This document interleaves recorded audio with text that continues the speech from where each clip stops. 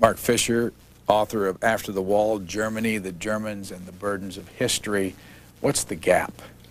The gap is my term for the 12-year period from 1933 to 1945, which obviously is the Nazi period in German history, and a time when many Germans today, a time they don't care to recall. And you notice once you're in Germany that people tend to glide over those years in conversation. I first noticed it when I first moved to Bonn, and the landlady from whom I was renting a house invited us over for coffee, and my wife and I sat there, and she was an elderly woman who was the widow of a diplomat, German diplomat, and she told us the story of her husband's career and how he'd served in Central America in the 20s and became ambassador in the late 20s and up until 1932. And then, without skipping a beat, she said, and in 1954, my husband became, and she proceeded with the rest of his career, just skipping over the Nazi period. And while on one hand it can be amusing to hear, it also is a window onto just how that period stays with the Germans even now. When did you first go to Germany? My first visit to Germany was shortly before I went there to work for the Washington Post in early 1989. How long were you there? I was there about 10 days on that trip, and then for 4 years once I moved there in the fall of 1989. Why did you want to go there? I wanted to cover a foreign country. It was something I'd wanted to do ever since I went into journalism, as a way of sinking into another culture and learning from scratch about another place. Germany particularly appealed to me because it has such a dramatic and difficult history. It's not a place that I had much background in. I didn't know the language before I started training for this job, but it was a place that fascinated me because of just the drama of its history. Let me jump to the end of the book where you describe what happened when you looked for a place to write the book here in the Washington area. What happened? I was going to take a year off from the Post to write this book. I'd done most of the research in the course of my reporting for the newspaper, and I approached someone I knew at the American Institute of Contemporary German Studies. It's part of Johns Hopkins University here in Washington, and asked if they had a desk, a chair, a phone that I could use. And a friend there said they would be delighted to have me as journalist in residence. I thought it was all set until I came back to Washington that summer and was told that, well, they had a bit of a space problem, and they would like if I could go down the block at another part of Johns Hopkins for a few months. Well, I didn't think anything more of it until someone dumped a bunch of memos on my desk a few months later, which revealed that the Institute had been torn up, real battle between their trustees and their staff about whether they would be jeopardizing the contributions that the German government made to their institute by accepting me into their institute. And I had been kind of considered a critical reporter by the German government and by its press operation. So there was a lot of worry there, and as it turned out, there was a lot of back and forth between the German government and the Institute about whether they would mind my coming into the Institute. Finally, several high officials in the German government said no, they thought it would be perfectly fine and reasonable if the Institute did this. And only then, in fact, only after the embassy sent some people around to watch me giving lectures in Washington, and those embassy officials sent back reports saying, Fisher seems fair and reasonable. Only after those reports reached Bonn was I suddenly invited to join the Institute for the remainder of the year. Who's Henning Wegener?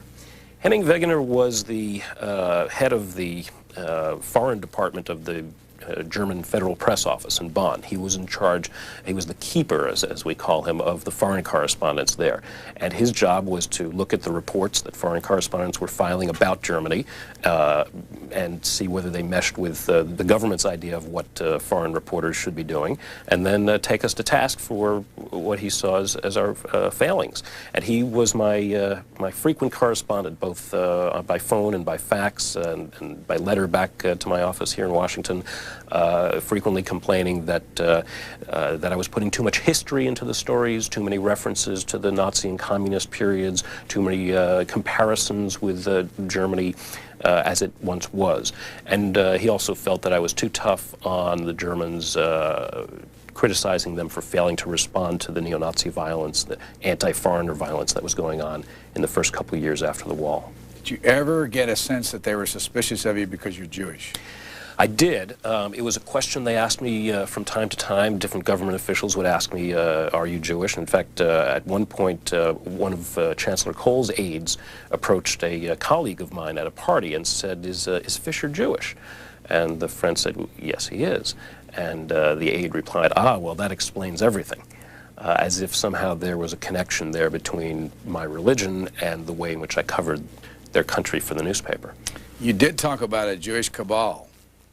There is within the German government a sense that they have been subject to undue criticism and attack by what they see as a Jewish cabal of columnists in this country. They refer to people like A.M. Rosenthal of the New York Times, William Safire of the New York Times, even Richard Cohen of the Washington Post, who, by my reading, has been very sympathetic to Germany over the years. But they somehow see this as not quite a conspiracy, but an effort by Jewish columnists to be particularly critical of Germany, never cutting the Germans a break, always comparing the present-day Germans with the Nazis. Where did you live while you were in Germany? I spent the first 2 years in Bonn, the capital of West Germany, and then moved to Berlin, which is the future capital of the United Germany, and was the place where everything was really happening. It was where East and West were coming together after the wall. Did you have a family with you? I did. When I arrived in Bonn, my wife was with me, and our daughter was born in Bonn. What was that like? It was actually a fascinating experience. We were a little concerned about going through that process in a foreign language.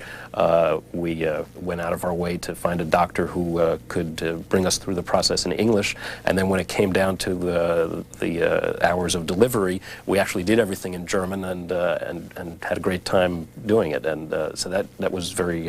It was also very revealing. About the differences between our health systems. My wife, as all German women do, stayed in the hospital she stayed for 6 days. Many German women stay for 10 days after a normal birth. We actually had to argue our way out after 6 days. My wife is pregnant again, and we've just been informed by our insurance company here in Washington that we'll be permitted 24 hours in the hospital after birth. So it's a very different approach to health care. Did you and your wife speak German?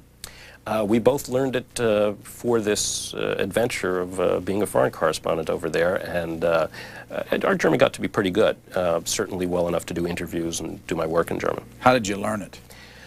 At first, I studied with a language school here in Washington, and then I went to a Goethe Institute in Germany for an immersion course. But I think I probably learned most of my German simply by going out and talking to Germans. I actually credit the fall of the Berlin Wall for my achieving any level of fluency. In Western Germany, you can get by with English. So many people know English so well that there's no real incentive to speak German because you don't have to do it. When I went over to the East, I found that suddenly I did have to use German because the only second language that was widely known was Russian, and that's not one of mine. You tell a lot of stories in the book about people that you met. Who, of all the ones you talk about, is your favorite? I think my favorite is probably the story of the Hotz family. It's an Eastern German family that showed great courage. In just a few weeks before the wall came down, they decided to give up everything and leave East Germany and go through this tortuous, circuitous route through Prague, and then through the West German embassy there out into West Germany. And of course they had no way of knowing the wall would come down and that their efforts that it would have been a lot easier if they'd just waited a few weeks. Refresh our memory on the date that the wall came down. November 9th, 1989, quite unexpectedly, after an evening press conference in East Berlin, the government spokesman issued a very ambiguous statement that made it sound as if East Germans suddenly had the right to travel. No one quite knew whether that meant that they could leave right then and there. But within hours, thousands of people massed at the Berlin Wall. The border guards didn't know what to do. They asked their Soviet commanders for some sort of guidance. No guidance was forthcoming, and pretty soon the crowd basically overwhelmed the border guards, and the wall was open. Back to the Hotzes. The Hotzes. Ekkehard and Elke Hotz, a They're nobody special. They're not famous. You won't find them in any other book. How'd you find them? I found them by putting a classified ad in a very small newspaper in an East German village, looking for people who had emigrated from East Germany to West Germany and then come back, because I'd heard that this was going on, and I wanted to collect a bunch of such people and write a story about them. What'd you say in the end? I said, American news correspondent seeks families who have tried the West and decided to come back home. How many answered? We got about 12 answers in a town of just a few thousand people. And long letters, I mean, 10, 20, 30-page letters detailing their experiences in the West in a very emotional way. Because this was a far greater transition for many people than they had ever expected, crossing over into what they had always assumed was the country of their cousins, a country that would be more or less like their own, with the exception of a very different political system. And when they went over there, they found that so much had changed in the years since the war. So much had changed just during 2 generations of living under a totalitarian system on one side and a capitalist or social welfare system on the other side, that they really did not get along, and there was a great deal of antagonism. The Hutz's experience was that they went over to Western Germany, and in those first weeks after the revolution, they were greeted with wonderful kindness. I mean, just an extraordinary display where people would come up to them and offer them money. They were offered jobs. They walked into a restaurant and got to talking to the owner, and the owner said, "How do you like to run this place?" And they ended up taking over this snack shop and running it for a few months. But they also found that within a few months, first of all, they were incapable of dealing with the structure of the West. They found themselves getting in debt to a bank without really understanding what indebtedness was all about. They found themselves buying things on installment plans and not understanding how they worked. They didn't understand just the basic day-to-day mechanics of Western life. And they got in a lot of financial trouble. They found that their friendships were of a very different quality. You know, in Eastern Germany, people's public relationships, their relationships at work, with their neighbors, were very reserved because you never knew who was secret police, who might be informing on you. But privately, when you found the few people you could trust, they had rich, close friendships. So they go over to the West and they find that on the surface, people are very friendly, but it takes a long time to break through and form true friendships. And they weren't used to that process, and it was very difficult for them. It was one of the main reasons they went back home to East Germany. So when they went back, what did they do? When they went back, they were greeted by their friends as these wise folks who had gone to the West and understood the Western system. So all of the inadequacies they felt in West Germany, they came home and suddenly they were the conquering heroes. They were the only ones who'd been exposed to what many people saw as a colonial power. And so they found themselves advising all of their friends and neighbors about Western life. They stayed in their old village right near Berlin for a while and couldn't find work, found that there were too many reminders of the difficulties that had made them leave East Germany in the first place, and so they just closed up everything and went off to a rural village quite far from Berlin, and they settled in there into a very quiet, isolated kind of life. How'd they make money? The husband was on disability from a back injury that he'd suffered, and the wife did some odd jobs from time to time. They didn't have very much money. That's another reason they moved out into this rural area where they could live quite inexpensively. Did you sense they were happy? I sensed that they were relieved finally to be somewhere where they could be away from stress. They were somewhat fragile people, and they really craved stability, which is something that's true of their country as well. It's a country that craves stability, and so I felt they were symbolic in a way, that they illustrated this tendency among Germans. I don't think they were happy, no. They had this very deep nostalgia for something that never really existed, a kind of false nostalgia for the communist past. They recalled the security of the communist system, the cradle-to-grave security, the child care, the health care that the communist system offered And they conveniently forgot how difficult the system could be, the system that had driven them out of their country in the first place, that had attempted to break up their marriage simply because they had refused to take part in what they considered to be fraudulent elections. What would happen in this country if we were told we couldn't read something like Mein Kampf? Oh, I think we'd have, at the very least, lawsuits, if not public demonstrations. We don't like in this country to be told what not to do. And what is it? Mein Kampf was the tract that Adolf Hitler wrote. It was the basic statement of his philosophy, and it was the book in which he laid out what he was going to do as far as taking over Europe, eradicating the Jews, and so on. What happens if you get caught holding one of those in your hand in Germany? It's illegal, and the book is banned, as are any Nazi symbols. You probably won't go to jail, but the book will be confiscated, you might be fined, you might well be prosecuted. There are a few copies that are available in libraries for serious students, for graduate students, but it's not, I read Mein Kampf in high school, and I know many high schools around the country here, teachers ask their students to read at least part of Mein Kampf to understand what lies behind that period in history. German students don't have that opportunity. Who is Anna Rasmus? Anna Rasmus may be known to some people as the Nasty Girl. There was a movie made about her a few years ago by that name. She was a young woman in the Bavarian town of Passau, right near the Austrian border. A lovely city with beautiful buildings and river going through the center of town.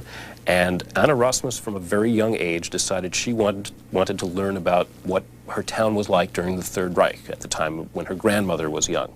And so she asked her parents and her grandmother, and no one seemed to want to talk very much about it. She ended up writing a school paper about her hometown in the Third Reich. She won a big prize for it, but she also won the animosity of many of her fellow townspeople. Well, as soon as that happened, she got even more intrigued, and she began researching further, and she found things such as that there, despite the denials of many people in town, there was actually a concentration camp, a small concentration camp in her town. She also found out that some of the most prominent people in her town, including her own priest, had been prominent Nazis, which they'd managed to deny over the years.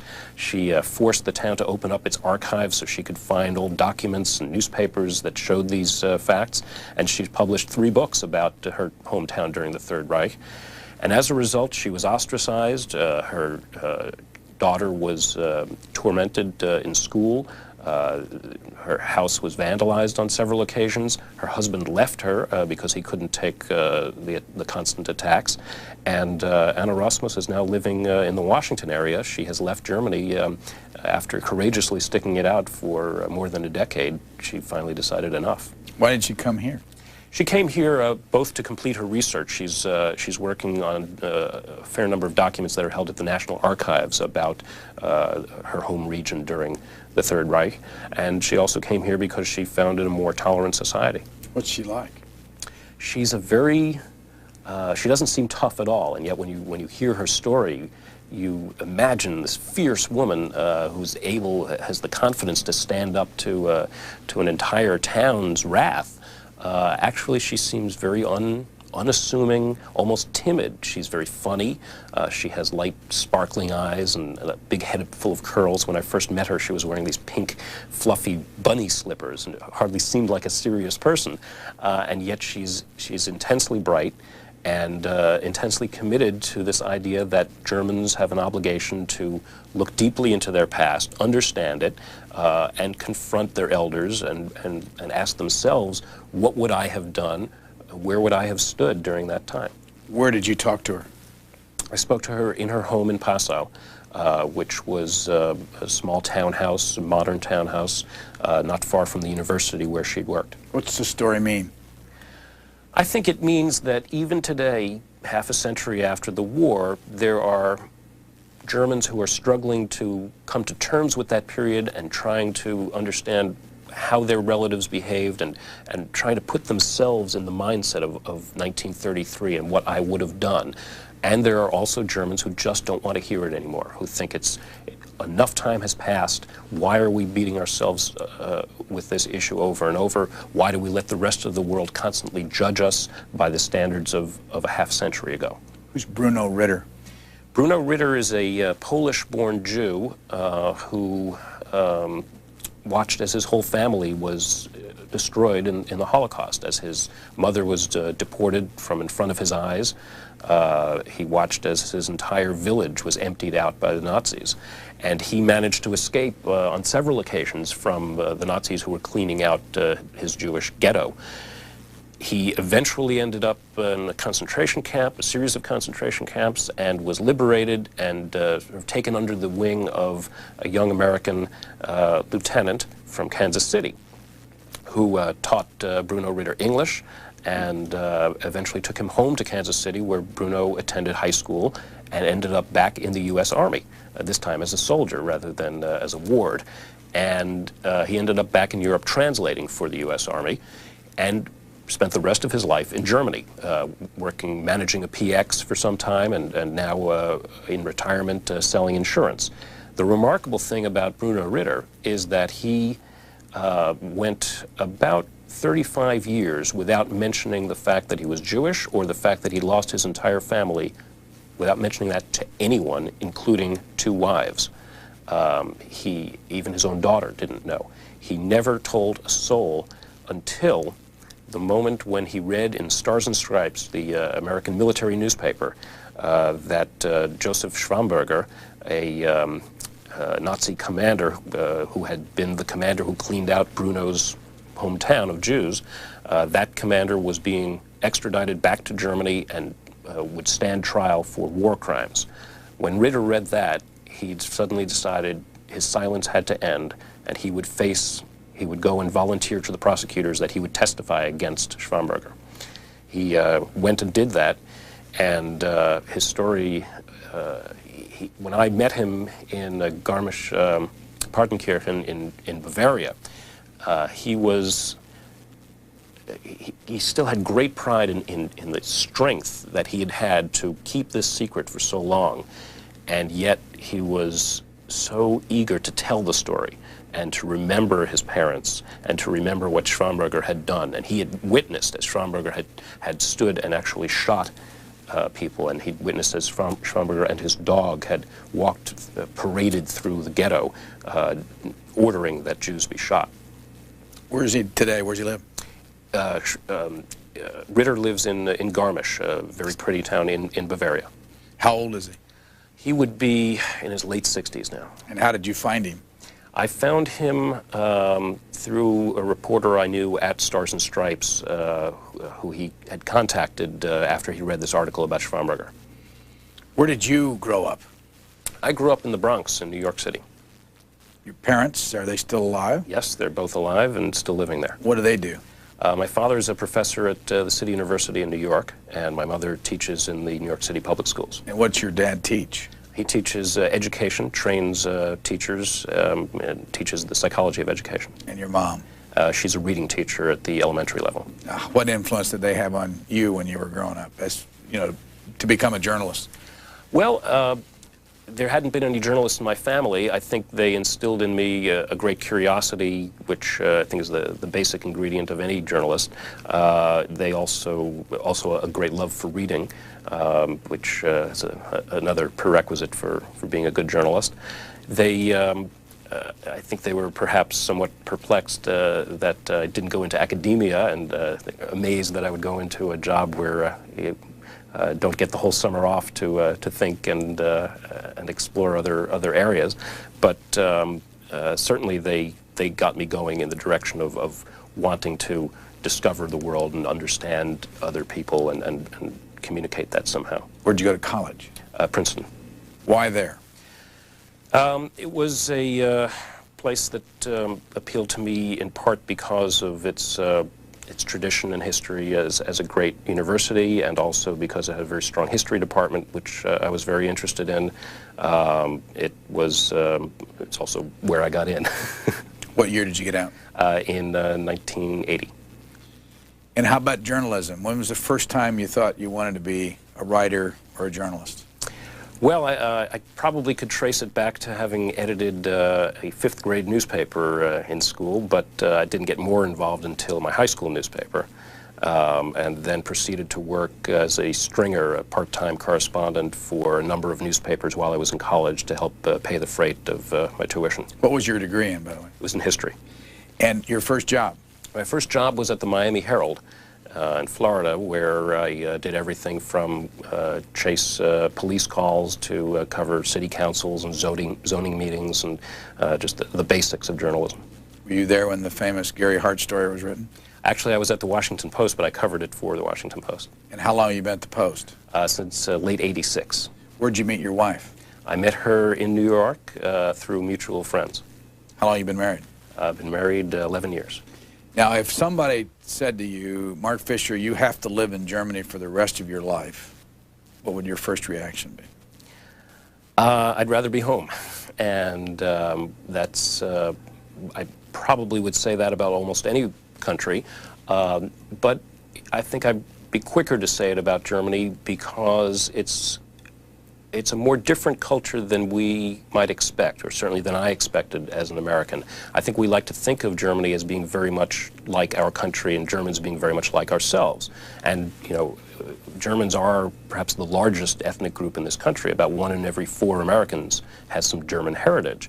So both because of that and because so many Americans have spent time in Germany as tourists or in the military, we tend to think of them as being very much like us. And they are to some degree, and certainly since the war they've become more so, but it's still a very different place with very different traditions and very strict rules and a much more organized kind of life than we have.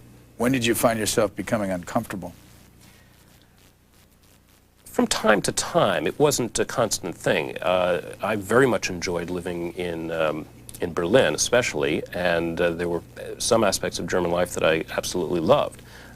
So the discomfort was transitory, just from time to time. What'd you love? I loved the bakeries. The Germans make some of the best bread around. I loved the seriousness of the culture in some ways. It's a place where people are proud of the fact that they read books and that their television covers serious topics, and they like to criticize us for being too frivolous a culture and for being a bit silly. They perhaps take themselves too seriously. Germans are not known for their sense of humor, but there is something rigorous and really quite invigorating about being in a serious place.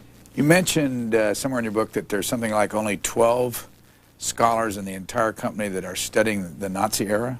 It's not been a topic that's attracted a lot of attention from German graduate students, and one friend of mine in Germany devoted his graduate studies to the Nazi period and was shocked to find himself virtually alone in the country. There is a great deal of interest, conversely, in Jewish issues, and a great many German students who are studying the Jewish past of their own country. But as far as studying the actual German involvement in the Nazi period, there's much less interest in. You have a string of statistics early in the book, 42 days vacation a year. The average student graduates from school about 29 years old, that you retire at age 59 or before. Mm-hmm. And as a matter of fact, I think I've seen a statistic since you wrote it, there was something like an average of $29 an hour in wages, but it's already up to 31. 81 million people. What's going on here with this $31 an hour thing? Germany has the highest labor costs in the world, and it is a country that has a social welfare system that people really have grown to depend on and that they feel proud of. They're willing to pay vastly higher taxes than we pay, and they feel they get something in return. They get some of the longest vacations in the world. It's not a very hard-working country. You don't get the sense when you're there that people's jobs come first. I think they have a much healthier balance between work and the rest of their lives than we do, and they cherish that. On the other hand, it's hard for companies to justify paying all those labor costs when they can look right next door to Poland, Hungary, the Czech Republic, and find workers at 1/8 to 1/12 the cost So that's why we're seeing a lot of German companies shipping jobs out of the country, and that's beginning to worry a lot of German industrialists. How long can they keep up this kind of wage and vacation policy? I don't think they can keep it up for much longer. If you look at the Scandinavians who went through a similar process, it just doesn't add up after a while, especially as the population continues to age. There's the Swedes in particular have had to roll back a lot of those benefits, and I think we're going to see the Germans doing so as well. And that's not going to come easily. A lot of Germans are going to resist that. They've grown quite accustomed to having 6 or 7 weeks vacation a year, to working a 30 or 33-hour work week. It's a nice life. Stores are not open after 6:30 at night, not open on Saturday afternoons or all day Sunday. Right. That's very frustrating for an American. I've hardly ever met an American who was ever able to get accustomed to that living in Germany. It takes a lot of the spontaneity out of life. And if you decide on a Saturday afternoon you want to have some friends over for dinner on Sunday, if you haven't gone out and shopped for it, you're out of luck. Because nothing's open again until Monday. And over a holiday weekend, stores can be closed for 3 or 4 days at a time. And to an American used to just popping out at midnight to get a carton of milk, it can be maddening. Germans defend it on 2 grounds. First of all, they say the fairness is the main argument they use. Why should anyone have to work evenings or weekends when other folks don't have to? In fact, I had a German language teacher at one point who grew up as the daughter of a shopkeeper. And she resented the fact that when she was growing up, she always had to stay behind on Saturday mornings while her friends were out on a drive in the country with their parents. And she said she never wanted to have to go through that again or impose that on her kids. And yet when she came to the U.S. to live for a few years, she loved the convenience of going out to the 7-Eleven or something. And so when she was moving back to Germany, I said, well, wouldn't you like that to continue? She said, no, that's fine for you, but I want to have a fair system where no one has that advantage over anyone else. You say the government gets into the naming of children? Yeah, the government actually has a list of names from which you may choose, and if you pick a name that's not on that list, you have to get special government permission for that name. If you choose a foreign name, the government will consult with the embassy of the country where the name comes from and find out if that's a legitimate name in that country. And the city clerks who handle namings frequently turn down permission for names if they're not sex-specific or if they are liable to open the child to ridicule. And so the kinds of exotic names that we saw in this country, particularly in the late 60s and 70s, just wouldn't pass muster in Germany.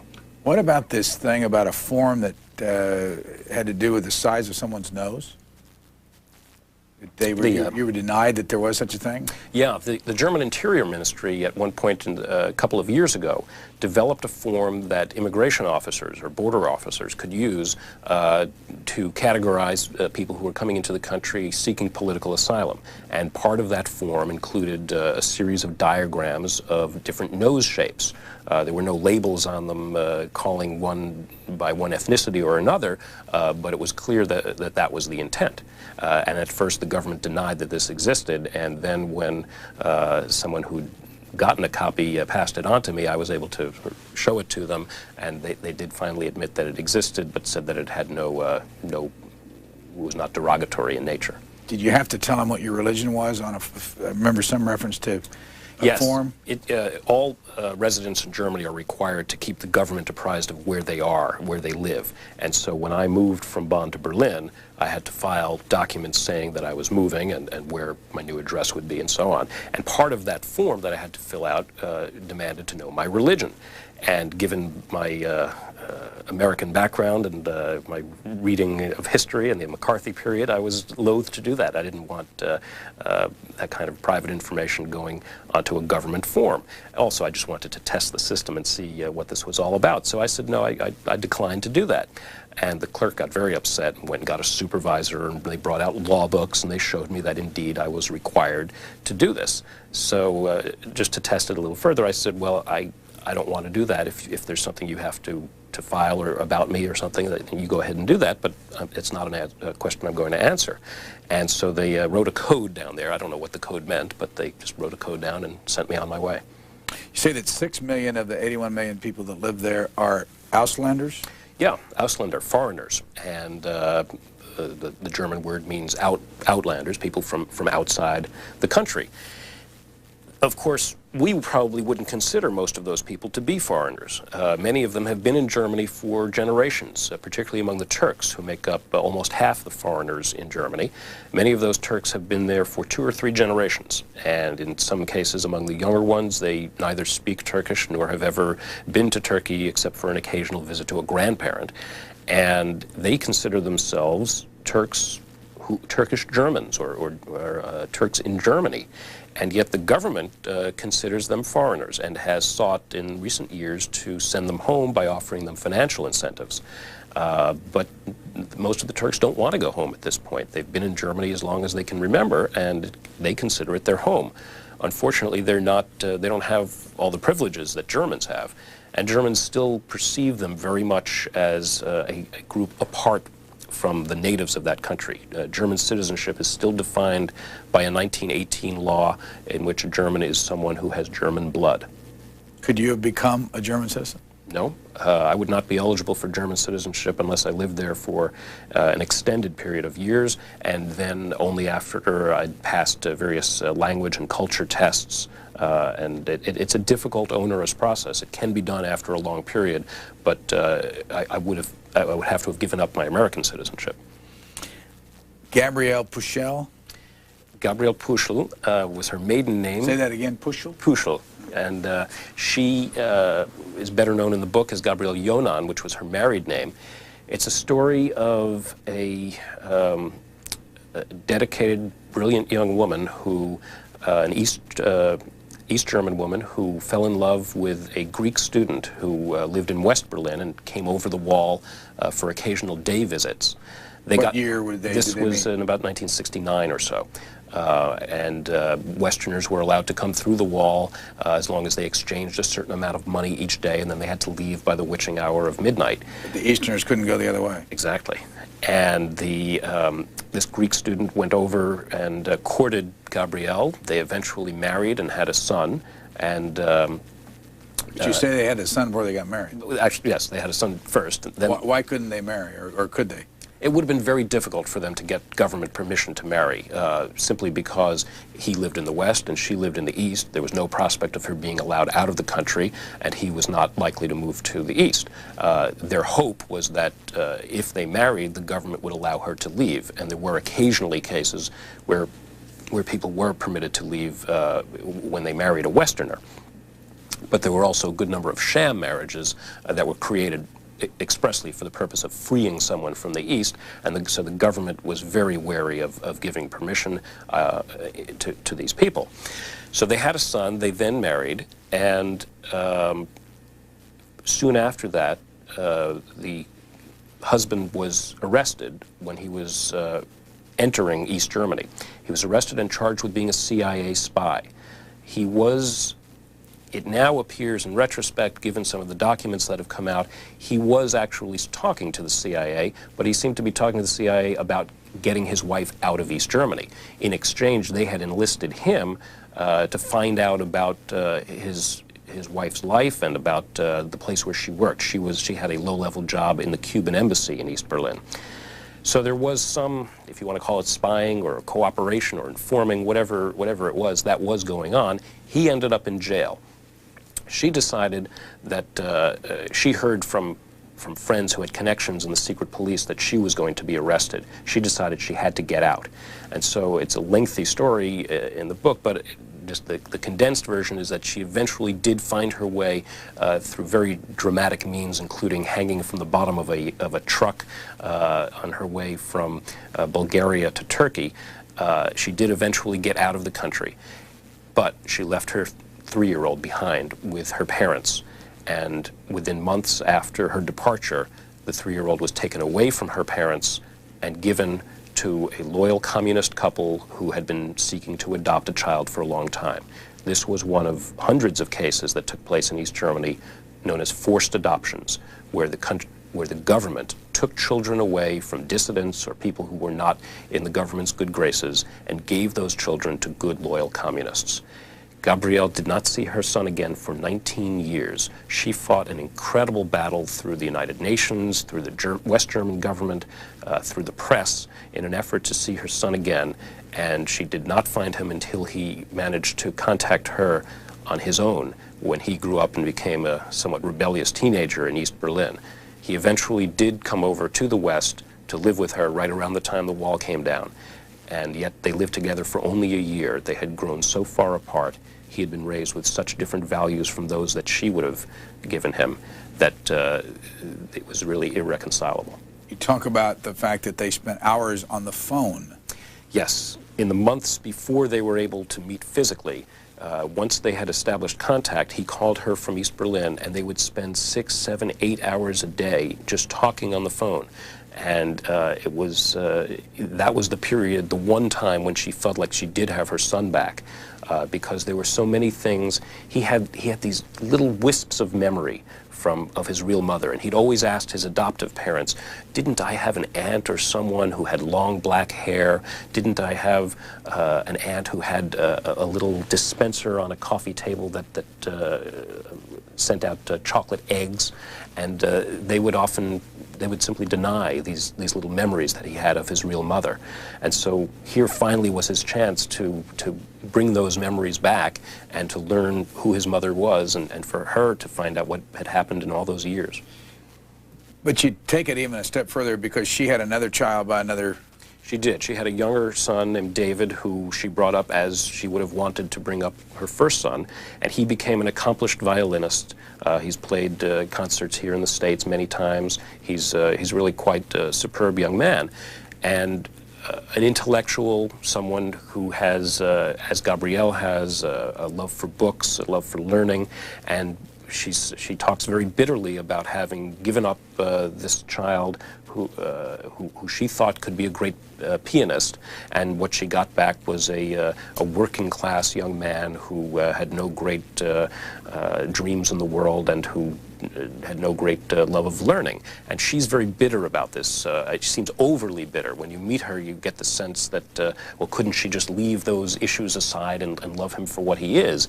And yet she feels so much like a piece of her life has been stolen from her that she cannot overcome that. Did you talk with her? I spoke with her at great length. How did you find her? I initially found her through a group of parents of kids who were involved in these forced adoptions. They had banded together in an effort to persuade the government to release the documents that would show just how organized this forced adoption program was under the communist regime. Where's this photo from?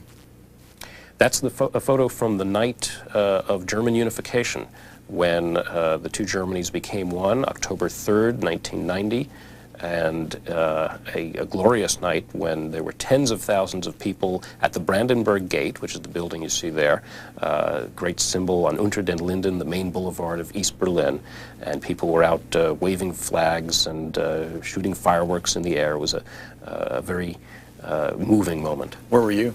I was within a few feet of where that picture is taken, talking to people about what it meant to be one Germany again, and talking to, I ran into a young woman who was holding her infant daughter up against the Brandenburg Gate, against the concrete itself, and she kissed the wall, and she held her baby's lips up to the wall, and she was an Eastern German. It was the first time she'd stepped over into the West, and she was in her early 20s, and yet went on at some length about how difficult her life had been and how she thought she would never adjust to life in the West. It was simply too complex, too different from what she'd grown up with.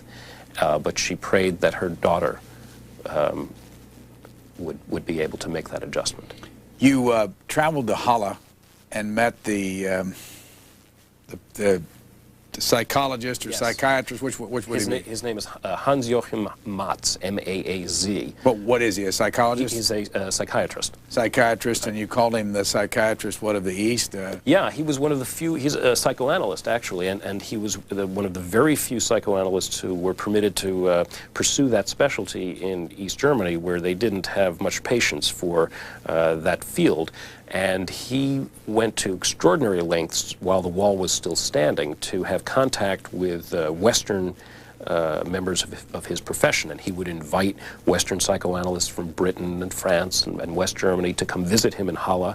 He would tell the authorities that they were relatives coming to visit, and he learned a great deal from them, and he began, even before the wall came down, a psychoanalytic practice where he would sit patients down and talk to them not only about their personal problems, but he felt there was an important element in many of their problems that stemmed from the repression of the experience that they and their parents had had in the Nazi and communist periods. That going through 3 generations of dictatorship had to have a deep psychological impact on these folks. And he felt that a lot of the problems they had with child rearing and with their own coping with daily life stemmed not only from things going on within their family, but from this larger issue of a whole society in denial about its past, a whole society that did not allow itself to mourn for those who died in the war or to confront those who had been part of the genocidal machinery.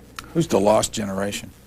The lost generation, unfortunately, is just about everybody in Eastern Germany who's over the age of 47, 48, somewhere in there. Those are the folks who the planners in Bonn and the German government say will never work again. It's simply one of the ways that this society is coping with bringing 2 countries together. They had to close down most of the industry in East Germany because it was inefficient, polluting, unnecessary, making things that no one's needed for decades. And in that process, hundreds of thousands, even millions of people were thrown out of work. Well, the government set about trying to retrain the younger people for the kinds of work that the economy needs now, but they decided there really was no way to offer jobs to the older folks, and so they'll probably be on the dole for the rest of their lives. Where did you get the phrase wall in the head? The wall in the head comes from a German phrase meaning the same thing, and it's a phrase that a lot of Germans use to describe just how deep the differences are between East and West Germans, the sort of unexpected division. Even after the country began pumping millions, hundreds of millions of marks into East Germany to rebuild that country from scratch. Basically, it had been untouched since the war. Many buildings still had shrapnel damage on them. Despite that economic commitment, there wasn't the kind of psychological and social commitment to bring the 2 peoples together. And so Eastern and Western Germans think of themselves in such different ways that people say, well, there's a wall in our head that prevents us from dealing with each other on the same terms. A lot of Eastern Germans say that they consider themselves second-class citizens in their own country, and that doesn't look like it's changing anytime soon. What is Wandlitz? Wandlitz was the place not far from Berlin, a very pretty, leafy suburb where the East German members of the Politburo, the leadership of the communist regime, had their getaways, their weekend and summer cottages. East Germans talk about it as if it's this luxurious, plush collection of mansions. To our eyes as Americans, it looks like a kind of low-rent suburb. They're not very attractive houses, they're not very large houses, but by communist standards, it was luxurious. By communist standards, they had their choice of fruits that were imported from the West, they had electricity that always worked, they had better cars and better lawns and swimming facilities and recreational facilities. So it was a life of luxury that when it was discovered, and when the East Germans learned that this existed after the wall came down, they were absolutely outraged, and they marched en masse to Wandlitz to protest that these leaders who had been preaching that everyone should live the same life had actually reserved this amount of privilege for themselves. By the standards of almost any other country in the world, this was quite modest. I mean, if you look at what kings and prime ministers reserve for themselves, even in the best of democracies, it puts Wandlitz to shame. Who is Karl Edward von Schnitzler? Karl Edward von Schnitzler is a Western German aristocrat who grew up in one of the wealthiest families in Germany, and he became the renegade communist in the family who spurned his parents' riches and their manner of living, and decided to fight the good red fight in the time of before World War II. He then became a propagandist for the East German government and spent most of his adult life as the host of a TV show called The Black Channel. And this was a weekly compendium of clips from West German TV, and he added his own wildly propagandistic commentary where he would accuse the Westerners of being imperialists and all the communist language that we were so used to hearing during those years. No one took him seriously in the East. He was so overblown as such a caricature of the propagandist that people used to watch him for just a few moments and get a laugh out of him and then turn the channel. Well, when the wall finally came down, he was ousted from his job, and people were thrilled to see him go. He was just a reviled character in East Germany. He, to the point where he could hardly even stay in his own home. People used to come down to his house and harass him and threaten him. He later on, there was another sort of false nostalgia for him, and he went out on the book circuit and the lecture circuit and did quite well, reminding people of what they missed from the communist days and the security that they had and the guaranteed jobs and so on. So he likes to think that he had the last laugh. Of course, he is only too happy to take advantage of the many freedoms that he now has under the Western system. Did you talk to him? I spoke to him at his home on the outskirts of Berlin. Again, a fairly modest place, but far more luxurious than the average East German had. Did you ever see his show? I saw some tapes of it. It had actually gone off the air right around the time I arrived in Germany. In the same chapter, you write about Egon, is it Zeidler? Zeidler, yeah. Egon Zeidler is a man about the same age as von Schnitzler, in his early 70s, and Zeidler ran a little grocery store, one of the few shops in East Berlin that had managed to remain private throughout the communist period. He was threatened with having his shop nationalized on many occasions, but he's a very wily, clever guy, and he managed to get around it, sometimes by paying bribes, sometimes simply by the sheer force of his personality. He was a guy who I was just charmed by, and I kept going back to his store every few months because he was able to explain the Eastern economic system to me, as well as some of the mentality of the communist political system. And I just was charmed by his stories. Here's a guy who grew up a born entrepreneur. He would have flourished in the West, and yet he got stuck over on the Eastern side, and his life was essentially a one story after another of his attempts to bring a little bit of free enterprise into the communist system. And every step of the way he would be stomped on. He started a little business at the airport where he would clean people's cars while they were away and then deliver their cars to them upon their return. He was put out of business by the government. He started up this grocery store, and the government came after him with all sorts of trumped up tax charges. He eventually had to divorce his wife on paper and transfer ownership of the store to her just to keep the shop going. The shop is still running, but the sad and ironic part of his story is that he has been defeated by the fall of the wall, because right after the wall opened, several Western German supermarket chains came in and opened up supermarkets within a few blocks of his little grocery, and they were easily able to undercut his prices, and his customer base dissipated. And so he's now staying alive solely by subsidizing his own store. He runs it at a loss because it's what he enjoys doing. You said that after the wall came down that there were consultants that traveled to the East to talk about even things as sensitive as body odor. Yes. What's that about? I went once with a dynamic West German woman who was a former Pan Am stewardess who ran a little etiquette school. And she offered her services to Easterners who wanted to learn how you're supposed to behave in Western society. And hotels in particular would hire her to come in and train their staff, because under the communist system there was simply no reason to behave nicely to your customers. The customers didn't really matter.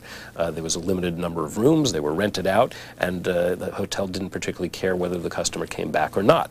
Well, under the Western system, they had to start caring pretty quickly about retaining their customers, and so they needed to learn how to behave. They would invite her in, and she would train them in smiling at customers, in being polite to customers. And I was at one session where some of the students were resisting this, and they said, why should I put on a false smile for a customer who's going to know that I'm not really his friend? Why would I be shaking his hand and smiling at him?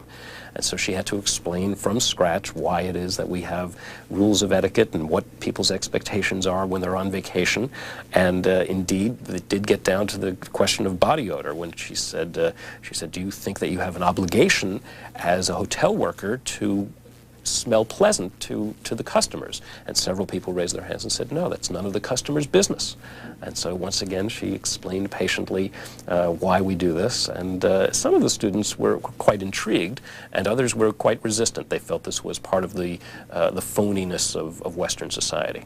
What's your job now? I write for the style section of the Washington Post, which is our feature section, which is a place that gives me extraordinary latitude to write about everything from the O.J. Simpson trial to the wardrobe of Mayor Marion Barry to more serious political stories. Do you have another book in mind? Not quite yet, but I'm always probing and looking for something that will captivate me enough to make it worth a book. What's your wife, Jody, do? She's a lawyer here in Washington. She is a former prosecutor with the U.S. Attorney's Office here, now working as a defense lawyer. What about the experience of writing a book? What was it like? It was very different from anything I'd done before. The newspaper and magazine writing I'd done, because it was shorter pieces, it was always possible to keep everything in mind and know where the different parts of the story fit in. With a book, there's such a mass of material that you can't keep it all in mind, and so you have to have a much better sense of the architecture of the book, where things should be, how one part fits in with another, and that was very challenging and very rewarding. Harder or easier than daily journalism? The daily life is easier because you're not running around and chasing after material and trying to snare interviews, but the intellectual challenge is greater. You're sitting in a room all alone, it's you and a mass of material, and you've got to figure out how to tell the story in an attractive and coherent way, and that's the great fun of it. 4 years plus in the life of Mark Fisher. This is what the book looks like after the wall, Germany, the Germans, and the burdens of history. Thank you very much for joining us. Thanks very much.